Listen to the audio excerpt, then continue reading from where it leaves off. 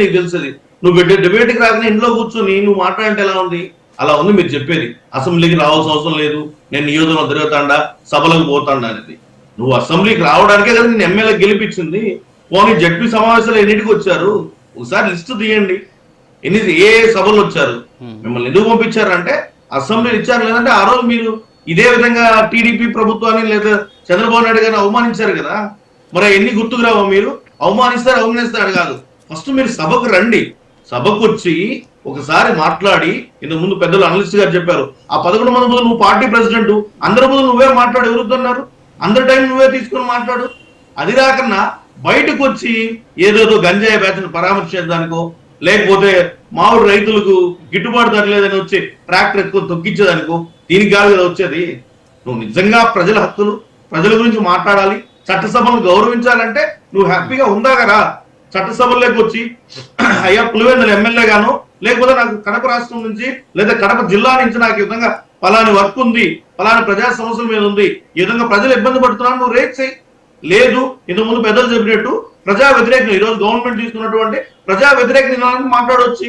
వస్తే నీకు వాల్యూ వస్తుంది కదా, మీకు పెరుగుతుంది. అంతేగాని మీరు రాకన్నా ఏదో హడావిడి కోసమో లేదా ముద్దాయిని దాచినట్టు దానికోసమో హడావిడి రాజకీయాలు చేసింది కాదు కదా. బాధ్యత రాజకీయాల కోసం చేస్తున్నారు. ఆంధ్రప్రదేశ్ రాష్ట్ర భవిష్యత్తు కోసం ఈరోజు పవన్ కళ్యాణ్ గారిని తీసుకుంటే ఎమ్మెల్యే అంటే అలా చేయాలి, మినిస్ట్రీ అంటే ఆ విధంగా చేయాలి, మంత్రివర్యులు అంటే పవన్ కళ్యాణ్ లాగా ఒక మంత్రి ఉంటే చాలు. నేను నిన్న కలెక్టర్ ఆఫీస్ లో ఒక మీటింగ్ వెళ్తే ఒక ఆల్మోస్ట్ ఒక 65 ఏళ్ళ ఎంపీడీఓ, రిటైర్డ్ ఎంపీఓ చెప్తాను సార్, నా 36 సంవత్సరాలు నా ఎక్స్పీరియన్స్, 36 సంవత్సరాలు నేను ఎప్పుడు కానీ పవన్ కళ్యాణ్ లాంటి మంత్రిని చూడలేదని చెప్తున్నారు.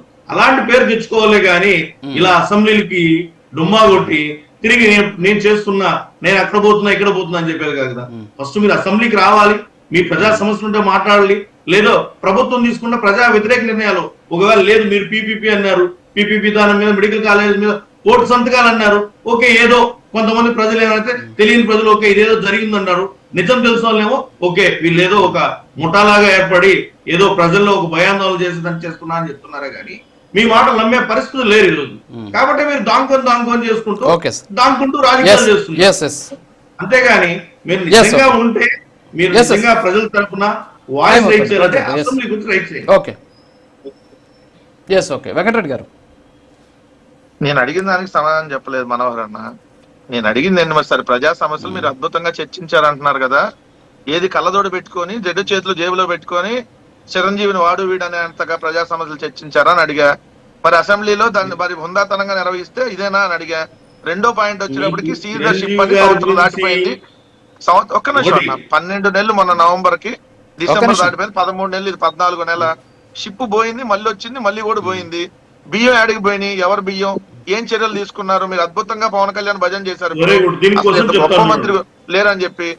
ఆయన అటవీ శాఖ అధికారులు శ్రీశైలంలో అటవీ శాఖ అధికారులు తెలుగుదేశం శ్రీశైలం ఎమ్మెల్యే దాడి చేస్తే ఇప్పటి వరకు అతిగతి లేదు.